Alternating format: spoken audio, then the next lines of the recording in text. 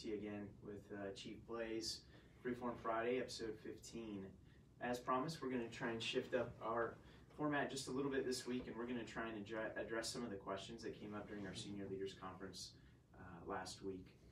Looking forward to doing that. And then also we're going to encourage each of you, because we're live streaming, to go ahead and push some questions in. If you want us to answer some questions, we'll do it live right here. So going out in the great unknown, Chief. True Freeform Friday. I love it. I love it.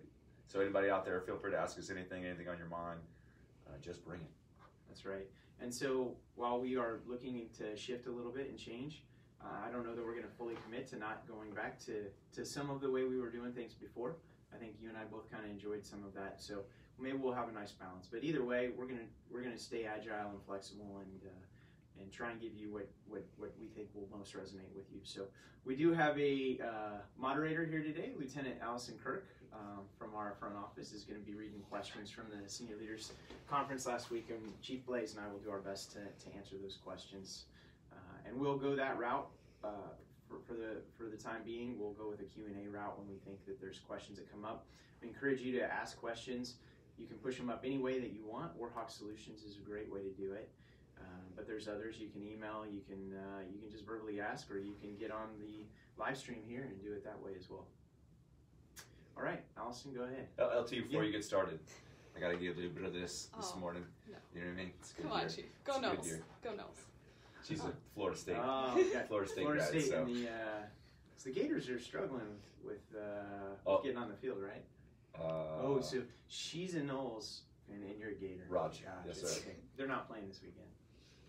No, but the Gators are doing pretty well. My Bucks took that was not good. Not pretty last week. So anyway, it's one down week. Yes, ma'am. So, sir, if we are going to remain the greatest Air Force, we need to accelerate change to curriculum and the way we train. How are we going to get past the bureaucracy? Yeah. So, great question. So what I would tell you is we are committed to change. We are looking at the future, and during the Senior Leaders Conference last week, we showed a clip of Steve Jobs, and Steve Jobs was talking about having a vision and an end state in mind and not worrying so much about the platforms. One of the questions he got was pretty pointed, kind of a negative question that said, hey, he was talking about one platform of delivery versus another. And so what I can tell you is that we have to modernize. We have to modernize the way in which we're providing our training, specifically for tech training, whether it's the delivery platform, whether it's who's teaching it or who's instructing, whether it's the curriculum, whether it's the end state objectives. All of that is in constant need of review, and we are committed to change. Learning Wi-Fi is going to be a game changer for us. Moving from in classroom to virtual training to some extent. I think blended learning is kind of the thing that we're talking about, but we are committed to the end state of revolutionizing and continually evolve as we go. Chief, any thoughts? Yes, sir. I love the question too, especially talking about bureaucracy. And this is what General Brown's, he's recognized that it's something that when it slows down meaningful progress, it drives him crazy, and it drives us all crazy. I think the important thing too is you got to make sure that everybody who's part of that or who is a stakeholder in those things, that they understand where we're trying to go in the first place, and that it's clear is that resisting that path is not going to be accepted. I mean, really, because we all serve the institution, not our own personal interests. And I think if we all can just focus on that, and I think we have to continue to empower airmen in the voice they have. The feedback process we can do now, and this new, I mean, it's not necessarily new. It's just the world we live in. We got to embrace those. We got to empower the airmen to say that sucked. That was lame. This feels like this is old hat. Just this week, I got a question that came in about, hey, do we have any? Are we using digital testing versus still handing out hard copy test booklets? And there's some that have shifted, but some that are still lagging. Still struggling. So that still means that when that instructor walks out of that classroom, they have to score every single test. They have to put that in some database. I'm like, come on now, we can be better than that. So we'll have to make sure that it's still pointed. I believe deeply that we have some of the best men and women that come from all over our country, from all over the globe, and join our team. They got to have the absolute best technology we can give them to mold and become the leaders we need to win the future fights for America. I mean, that's what this is all about. And we need to be confident that the direction we're going in It's exactly that. Yeah, Chief, there's a lot of different, you're right. I mean, we have some of the most talented men and women and some of the best instructors in the world, right? But that doesn't mean they have to instruct everybody and they have to do it from behind a podium. 100%, sir. Right? So if that's how we define success, then I think we need to redefine success. So there's a lot of different concepts out there. A big one right now is called Modularize training, and Modularize is kind of a scalable platform where whether through a blended learning system, which would be part hands-on, part virtual, where either the instructor provides some of the training and then actually some of the students that are further along in the training provide some of the students that are earlier in the training some of the training. There's a lot of different ideas about how we do it.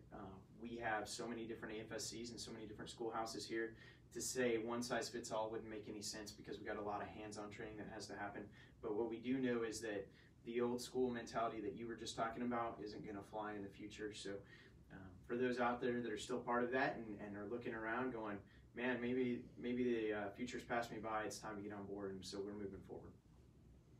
Next question, Allison. Sir, what's the latest update on efforts for permanent party on-base housing?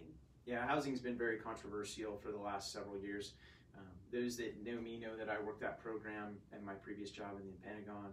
What I can tell you about us here is that we continue to review our cases on a month-by-month basis. We just did a review with all our senior leadership the other day, and we went down the list of those that we know about name by name. And I can tell you there's been some progress, Chief. I think you saw that, you'd echo that too. We had a couple different cases that have been quote-unquote resolved, and they're never resolved until the member moves away or the member changed homes or whatever the case is. But we did have some progress. We have two that are still pretty tough that are going on that we're going to continue to work. We're obviously not going to mention names here. And we had two new ones that popped up. So we're tracking a total of 6 cases, 2 that have been resolved, 2 that are ongoing, and then 2 that are emerging. And so we've been having good conversations with the Joint Base, who is very, very engaged. And I'm very, very pleased and happy with the leadership over there because they've stayed engaged. But the bottom line is, if you're having housing issues and you continue to have housing issues, your chain of command and us specifically here, Chief Blaze and I, we're here for you. And we're going to carry your message, and we're not going to stop until you're satisfied. That is our charter here. So, and this is personal, right? This is your children. This is your spouse. This is your personal livelihood. It's when you go home, the last thing you should have to worry about is having a challenge with your home and your housing. And that's not what we want. Chief, you have any thoughts on that? No, sir. The only thing that I would add is just to echo exactly what you said. Is this is a leadership issue. If it's anything concerning one of our airmen, the health of their family, the safety of their family, we want you to work within the corporate structure they have. Working with privatized housing companies, but at the same time, when you get to that point of hardship, your leadership team has to know. And just the only thing I'd echo, sir, is don't have any fear of retribution on that. Don't have any fear at all that there's going to be any kind of consequences. Again, even if it might be a very complex issue, we just want to make sure your leadership teams are aware so we can work it on your behalf as best as possible. That's 100% right. Our charter here is to make sure that you are happy, that you are the most effective airman, and you can conduct your mission as best as you possibly can, and the best way to do that is make sure you're comfortable at home. So we'll continue to do that. We're committed to that. Allison, next question. If we continue to be demanding customers, how much more can we push AFPC, and more specifically the local CPO office, to onboard faster, since we're losing critical talent within the current process? Yeah, so this one's a tough one. Our civilian personnel system, hiring, AFPC, that continuous thrash. I'll tell you here, though, within the 37 Training Wing, Chief, and I'm not trying to say that we don't have a challenge, but looking at our numbers here versus other organizations that I've been in, by and large, our fill rate is much faster. I've been in organizations where fill rates have been more than 200 days. Here, we've got it well down under 100 days, I think, on average. I think I'm getting that right.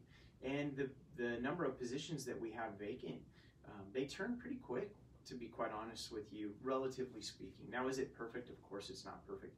Some things that have helped us out with that is direct hiring authority. We've had direct hiring authority on a couple different AFSCs, which allow us to go and do some local recruiting on some of those tougher ones, especially where we have a high turnover rate. And we have some really great civilian senior leaders here in our wing. We're very blessed with that, and they understand the system. They also understand that it's all about prioritization, and where our civilian personnel office, they're receiving all our requirements. They're receiving requirements from all over the Joint Base as well. AFPC, where they're receiving requirements from Joint Base, San Antonio, Area Education Training Man, all over the Air Force, so they're trying to manage those. But I can tell you it has gotten better, and I can tell you when I look at the number of authorized versus the number of assigned, we are not doing too bad. Now that doesn't mean there's probably not individual specific positions out there where we still continue to maybe have some issues, but we have a monthly venue where we go over each one of those. And so if there is a position out there that's critical and your mission's failing or struggling, you need to make sure that your chain of command is reporting that up every month so that we can track it and that we can prioritize it high for our civilian personnel office. So, but those airmen, capital A airmen, are critical just as our military airmen are. And so when we have a vacancy, regardless of who it is, it's always a challenge. And so thank you all for overcoming, continue to overcome those challenges out there. Yeah, that serves, much love to our Air Force civilians. I mean, I think it's interesting. I had a conversation with a group of, you two and Ed. That's right. We've had some great conversations recently. So, I think it's interesting. I've had conversations on warrant officers with some airmen. Is that the right thing? Mm-hmm. And I try to recommend to them too, hey, do you know about life as an Air Force civilian? Do you know that if you're looking for a way to stay in some profession or have continuity, the Air Force that answer to that is our civilians, in many cases. So most people don't even know how many we have. I'm like, it's hundreds of thousands, right? There are many opportunities out there. Yeah. But to the first question we had to about bureaucracy is AFPC doesn't run from this question. There is a task force that focuses on the exact number of days. They are working more agile, modern solutions to get after this, because it is a thing that has a lot of steps in it. It has a lot of processes and steps, and it's very heavy. And a lot of times people don't know exactly where things are at. So just want to be able to say that AFPC is not satisfied. It is getting better because they put effort and energy to it, but I would expect even more improvements. Because they know they need to. It's just got to be more rapid. You can't have the right person waiting around. Well, and there's things we can do to help ourselves too. Yes, sir. Quite often, Chief. So whether it's a lot of times, what you don't realize is getting the action going to begin with takes a lot longer a lot of times than it really should. To get the RPA going right off the bat, it takes the hiring official to actually do the paperwork to get it going, and that does not happen nearly as quickly as we like to think a lot of times. So that's part of it. The other thing is, if you're hiring multiple people in the same pay grade and same pay series, advertise it all at once and hire them off the same hiring cert. You can do different things like that. Use Core Docs if you can use Core Docs, so that you don't have to go out and you have to go through classification, which is going to slow the thing down. So use the tools that are out there, use them in a smart way, so that way when it gets through the process, it gets streamlined as quickly as possible. And so again, I'm not saying that it's perfect by any stretch of the imagination. I just quick reality check. Our organization here, holistically, our numbers are pretty good, and our hiring rate is not as long as some others. So, but we'll continue to work on that. Yeah, Allison. So we've got one from the live stream. Have you found efficiencies in training because of making adjustments to COVID? We found a ton. Absolutely. Man, what a great setup question. Whoever asked that, thank you. We found a ton of efficiencies in training. As a matter of fact, we talk about it quite a bit. We've done interviews rather. San Antonio Magazine, I think. We just did one in. We talked a lot about that. We reorganized. We'll focus on BMT real quick. We reorganized basic military training from the top down, rather than going into multiple organizations, multiple units or squadrons in multiple training complexes on multiple weeks of training. We condensed them all down, so we have a single squadron in a single training complex at a single week of training.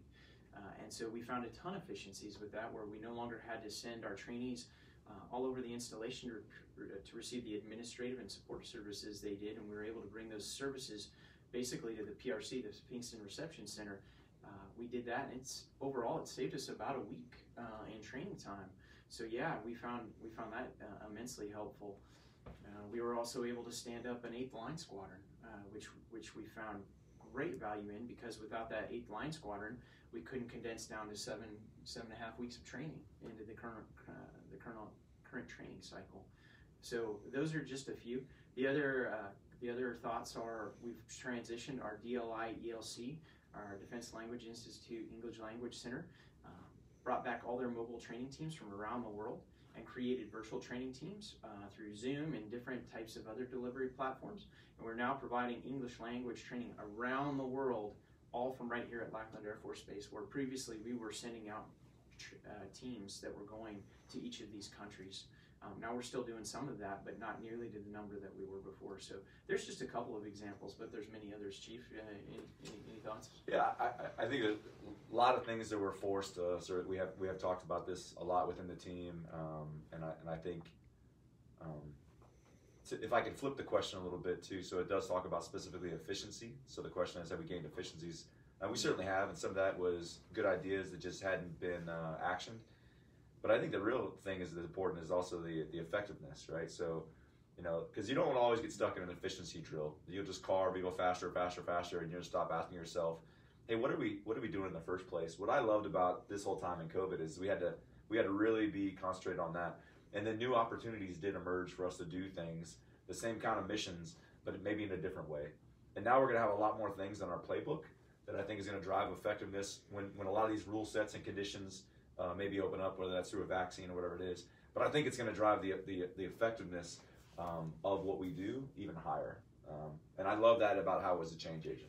Yeah, it's 100%. And it's we see it every single day now. And it's changed the way we think. And a good example is this week we had with IAFA, with our Inter-American Air Forces Academy, we had our curriculum review board with 12th Air Force, 1st Air Force, and 2nd Air Force. And a lot of the things we talked about were distance learning platforms and the transition to distance learning. And while we talked a lot about, hey, distance learning is probably the thing of the future, we're going to do that, there's also a strong need to get people still to come here and to have a nice balance. That's this blended learning system that we're talking about. And that's very, very relevant for our tech training programs too, where you still have to have hands-on training, but you can do some of it virtually before people even arrive, and maybe you can condense and consolidate courses.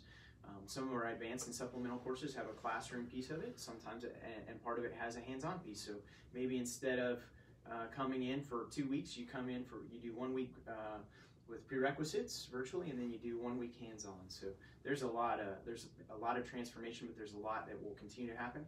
And the bottom line is we're looking to institutionalize all of these benefits that we've had across the board and take advantage of them.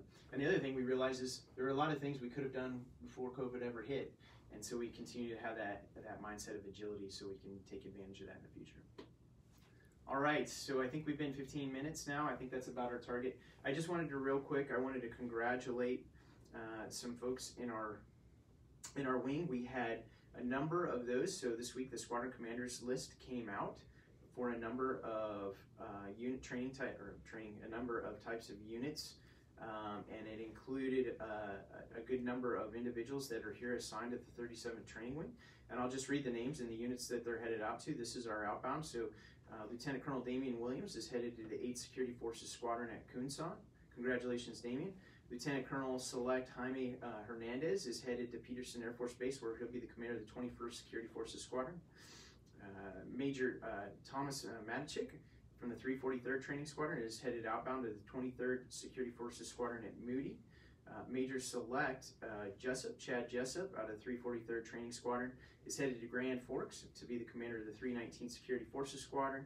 And Major Daniel Merck is headed out from the 343rd Training Squadron to Alconbury. That'll be a cool one. They'll all be cool. To the 423rd Security Forces Squadron. They're going to have great airmen there. Definitely. And so you could, for those that don't know, those are all defenders headed outbound from our 37th training group, where they're going to go be Security Forces Squadron commanders. We also have a number of announced inbound squadron commanders, and I'll just go through those real quickly. We have Lieutenant Colonel Timothy Bowling. Excuse me, I can't read. It's small. Lieutenant Colonel Timothy Rolling, who's headed to the 332nd Training Squadron over in our DLI. We have Lieutenant Colonel Gerald Fenster, who is headed to the 320th Training Squadron. We have Lieutenant Colonel Burdett Millen, who is headed to the 737th Training Support Squadron. We have a Lieutenant Colonel Max J. Renner, who is headed out to the 323rd Training Squadron. Lieutenant Colonel Nicholas Smith, headed out to the 326th Training Squadron. We have Lieutenant Colonel Michelle Sterling, who's headed out to the 324th Training Squadron. Lieutenant Colonel Select Jeremy Stowers, hopefully I got that right, not Stowers, Stowers I think, 321st Training Squadron. We have Lieutenant Colonel Jason Woodruff, who is headed to the 322nd Training Squadron. We have Major Patrick King, who is headed to the 344th Training Squadron. And we have Major Michael Bruton, who is headed to the 341st Training Squadron. And we have Lieutenant Colonel Select Brian Mack, who is headed to the 343rd Training Squadron. So we have new inbound commanders headed to our 737 training group, our basic military training, and we have new inbound commanders who are headed to the 37 training group, our technical training group. So at any rate, Warhawks, thanks very much. We look forward to more interaction, more Q&A as things go forward. We'll get feedback on this format versus the previous format. We'll kind of shift, and maybe we'll go with a hybrid at some point, but I just want to thank Annette Crawford, who helped put this together today, and Lieutenant Allison Kirk, who's been our facilitator for Q&A. Chief, any final thoughts this week? No, we just, it's always a privilege to serve you. So that's it, sir. Absolutely. And so I think one thing we have coming up next week is our MTI call next Thursday. We'll look forward to that very much. But at any rate, Warhawks, happy Friday. Have a great week. Thanks for everything you did for us this week. Colonel Wilson, Chief Blaze, we are out.